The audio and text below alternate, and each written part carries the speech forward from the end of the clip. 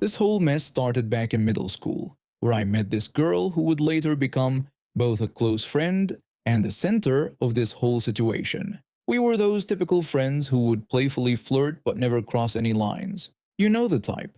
The friendship where everyone around you thinks there's something more going on, but there really isn't.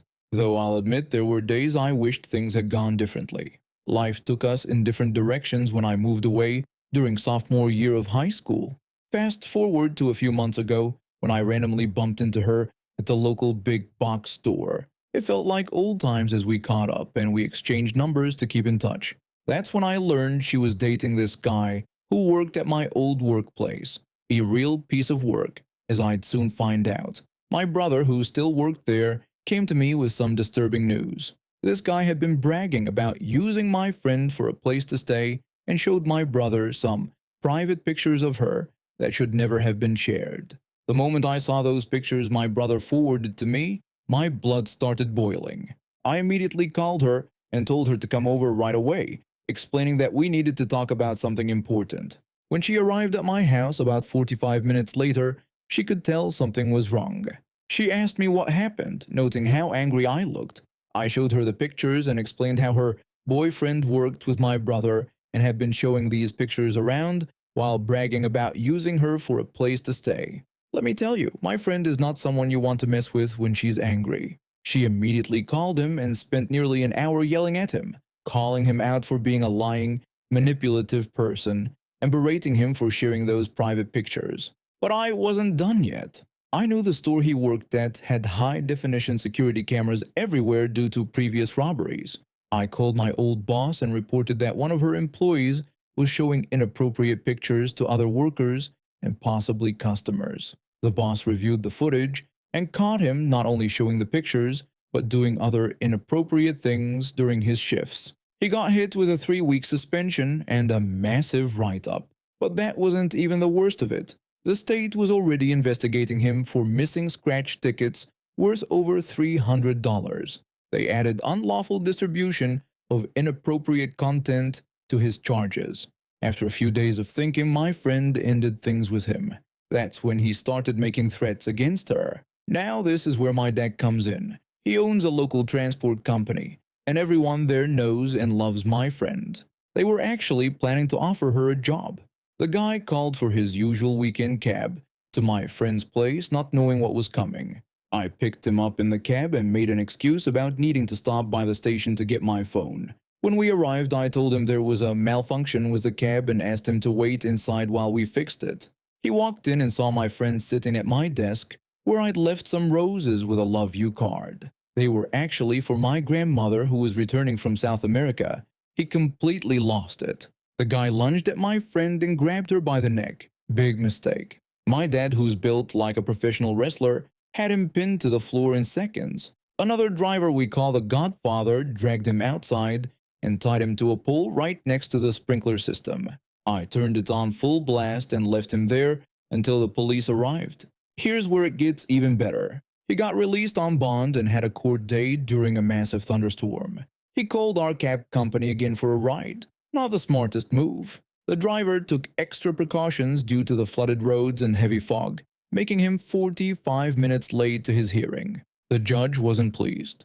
He got charged with assault, trespassing, and they found illegal substances on him. He tried to blame me for everything, but when that didn't work, he took a deal. 5 years instead of 10 if he revealed his dealer. He got placed in a cell with someone known for teaching abusers harsh lessons. According to my friend, who works as a guard, he spent his first 2 weeks in the hospital. Now he's stuck with all the worst jobs in the yard, and nobody will help him when it's supposed to be a two-person task. Word spreads fast in prison, and last I heard, he's become the facility's least popular resident, and he's got 4.5 more years to think about his choices. I work as a security officer at one of the biggest malls in our city. I've been doing this job for about 3 years now, handling everything from shoplifters to lost children. While I've seen my fair share of troublemakers during my shifts, nothing quite prepared me for what happened last Saturday.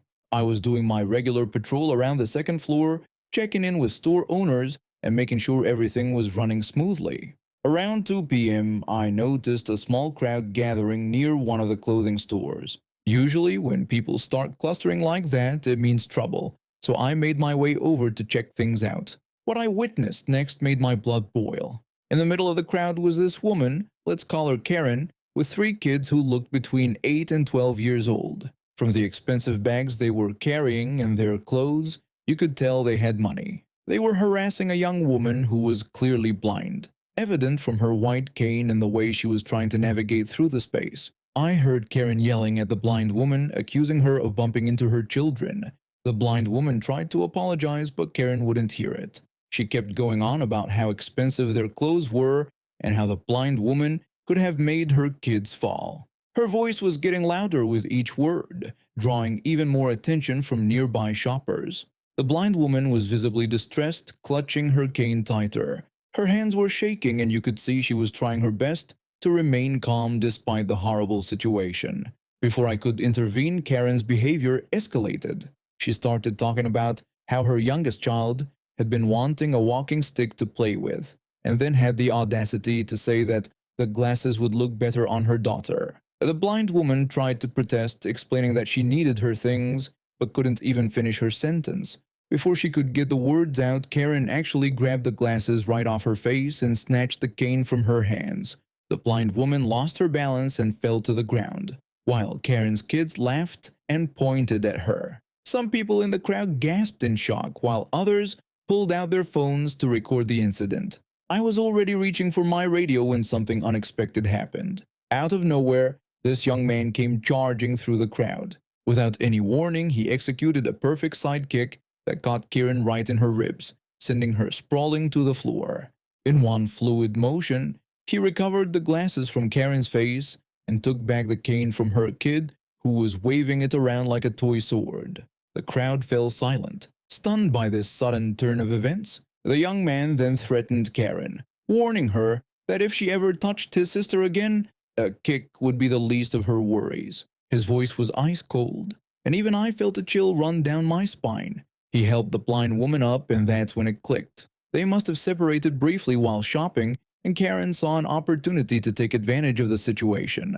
The young man put the glasses back on his sister's face and handed her the cane, all while keeping his eyes locked on Karen, who was still whimpering on the floor and clutching her side. By this point, my colleague had arrived as backup, and we detained Karen while waiting for the police. Her kids were crying now, but not because they felt bad about what happened. They were upset that they couldn't keep the toys they'd stolen. The oldest one was even demanding that we arrest the young man for hurting their mother. The police arrived within minutes. After reviewing the mall security footage and taking statements from multiple witnesses, they arrested Karen for assault and attempted robbery. The blind woman was still shaking, but her brother kept her close, whispering reassurances. I could see her gradually calming down as he spoke to her. They declined medical attention, but agreed to give statements to the police. When they walked away, I overheard the brother suggesting that maybe they should stick to online shopping for a while, trying to lighten the mood despite the awful situation they'd just been through. Karen spent the rest of her afternoon in the back of a police car, screaming about how she was going to sue everyone. The mall, the young man, even me for some reason. She kept insisting that she was the real victim here and that the blind woman should have been more careful. Last I heard, she's facing multiple charges and has been banned from every mall in the city. The video of the incident went viral on social media, and people are calling her the blind robbing banshee. Some of the witnesses who recorded the incident shared their videos with local news stations, making sure everyone knew exactly what kind of person she was. I've been in retail management for over 2 decades, and I've seen my fair share of workplace drama.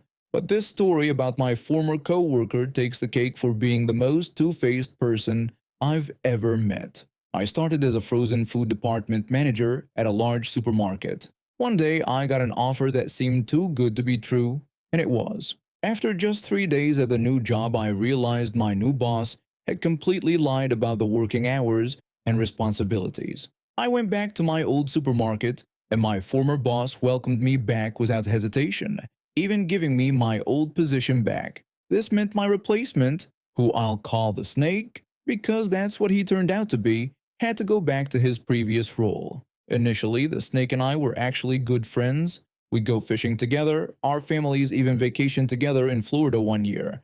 We lived close by, so we'd often ride our bikes to work together. Things were great, especially after I got promoted to grocery department manager, making me third in command of the entire store. But then things started getting weird. People began approaching me with strange questions about things I supposedly said. My night crew, who had always been great to work with, suddenly turned hostile. I couldn't figure it out until I started noticing a pattern. The Snake was poisoning everyone against me. When I asked one of my night crew members what was going on and why they seemed different lately, they told me they had heard about my supposed comments about them. When I asked what comments they meant, they said I had allegedly called them lazy and threatened to fire half of them. I started working night shifts occasionally to show them who I really was, and things improved. But the Snake wasn't done. He got transferred back to frozen foods, and that's when things got interesting. He'd bring in frozen dinners every day, claiming they were from sales representatives. I even caught him switching price labels for his wife. This was back in the 80s before scanners.